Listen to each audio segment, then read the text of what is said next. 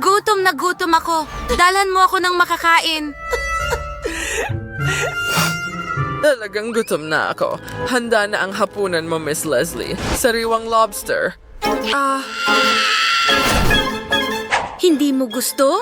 Pasensya na. Buhay pa ito. Hindi ko kakainin yan. Pagod na ako sa'yo. Pumunta ka na sa culinary challenge ngayon. Oh, sandali. Saan ka nagpunta? Nandyan ka pala. Magaling. Magsimula tayo sa isang ulam na ginto. Gustong gusto ko talaga ang lahat ng ginto. Siyempre, honey. Magpapalaki na lang ako ng gintong mga presa. Ang ganda-ganda. Umalis ka. Huwag mo akong istorbohin. Nilagay namin ang mga strawberry sa blender. Haluin lahat. Magaling. At ngayon gagawa ako ng strawberry jelly. Ibus muna natin. Just a cake. Gusto na lang. Pagkatapos, ikigala natin. Sunod pantay, cake.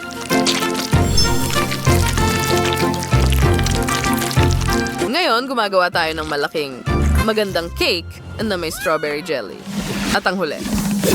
Oh, ibigay mo sa akin. Pakiusap, Lola. Gagawa rin ako ng cake. Whipped cream sa cake. Higit pa riyan. Tapos ulit, ang cake at ang cream at ang cake at ang cream. At ngayon, idedekorasyon natin ang lahat ng gintong barya. Magandang ideya, di ba? Lola, nagpasya ka bang magdagdag ng iba pa? Nagpasya akong magdagdag ng kaunting gintong syrup. Ibuhos natin ito sa gitna. Takpan ito ng puso. At napakaganda. Aray, ano yon? Rose, ano ang ginawa mo sa iyong cake? Nagpasya ka bang ulitin ang aking puso? Oh, mahal! Ano ang dinala ng chef? Oh, isang bukas na apoy. Pero may mga bata dito. Chef! Nagpasya akong lutuin ang mga cutlet sa grill. Oh, anong bango. Pati si Lola ay na-appreciate ito. Ang chef ay may napakagandang ideya at ang cake ko ay kakilakilabot. Sige, magkakaroon ako ng isa pang ideya. Magpiprito ako ng mga cutlet at gagawin ko ito sa kawali. Oo, ang bango. Ibaliktad natin sila. Oh, anong bango? Handa na silang lahat. Alisin ang grill. Excite. Sizzle lovers na itong gintong tapay nimla sa aking lalagyan. Oh, napakaliwanag. Ang liwanag nito ay nakakasilaw. Gagawa tayo ng napakagandang gintong burger. Una, ilalagay natin ang litsugas, sarsa at pagkatapos ay kamatis. At ngayon, anong klaseng keso ang kukunin ko? Tama, pula. At narito ang patty.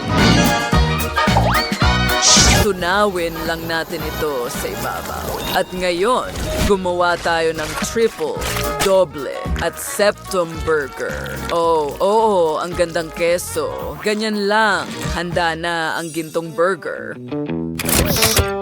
May naisip din ako. Kukunin natin ang blaster na ito at ang syrup na ito at ngayon ilalagay natin ang lahat sa aking cake. Napakaganda at napakasayi. Pasensya na mga kaibigan. Nakalimutan kong bigyan kayo ng babala pero tingnan nyo ang aking magandang cake. Wow, Lola, ang ganda niyan. Alam ko, syempre, lagyan natin ng gintong strawberries at syempre, hindi makakasama ang ilang diamante. Oh, wow. Ano yung amoy? Oh, nakakatakot. Delikado yan. Alisin mo agad, Rose. Paano mo nagawa iyon? Hindi ko alam kung ano ang lulutuin para kay Leslie. Kumain na lang tayo ng Nutella. Oh, magandang ideya. Isang toast na may Nutella. Ginto ito. Kaya ipahid ang Nutella sa tinapay at tingnan kung paano ito kumikinang. Ngayon ibuhos ang Skittles sa ibabaw at tingnan ang ganda niyan. Ang galing! Leslie, subukan mo ito.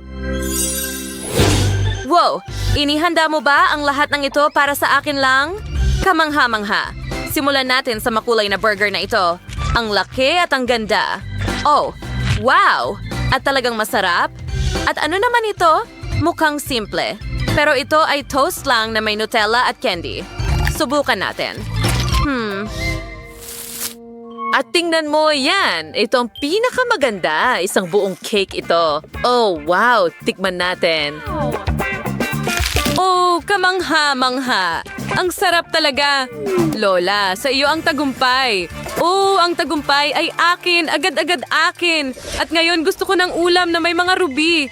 Ito ang paborito kong bato pagkatapos ng diamante. Lulutuin mo ba ito para sa akin? Siyempre, magsimula tayo sa pulang tsokolate. Kailangan itong pino ang pagkakatadtad, magiging mumo ito. At ngayon, tutunawin natin ito sa isang water bath at haluin ng napaka maigi. Perfecto. Huwag mong hawakan yan, Lola. Ilagay ang tsokolate sa hugis ng isang ruby ngayon. Pagkatapos ay ipamahagi natin ito ayon sa anyo.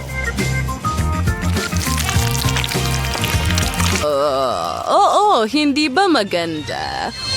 Pwede na siguro. May mas maganda akong ideya. Kumuha tayo ng mga bilog na hugis at magputol tayo ng bilog na may butas at isang parisukat mula sa masa.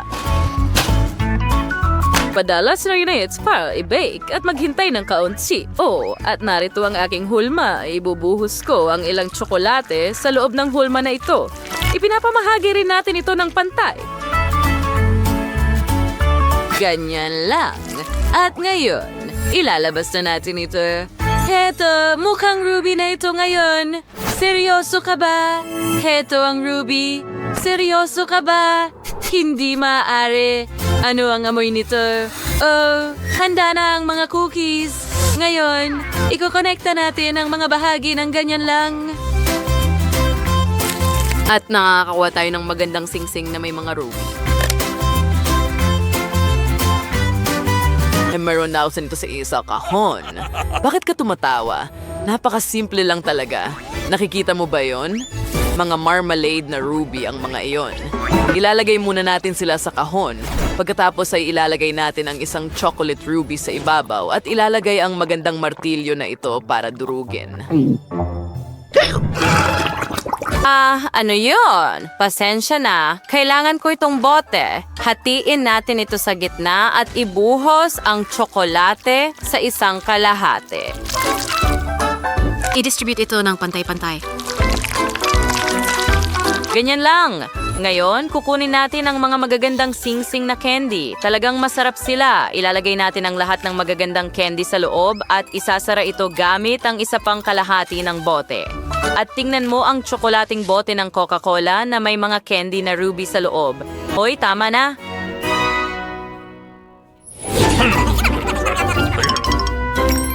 Handa na ako. Handa na kaming lahat. Ngayon, oras na para subukan ni Leslie. Oh, wow! Ang ganda ng lahat. Subukan natin muna ang sing-sing. Ang bango! Mahirap kainin ito kahit na hindi ko gusto. Ano yung martilyo?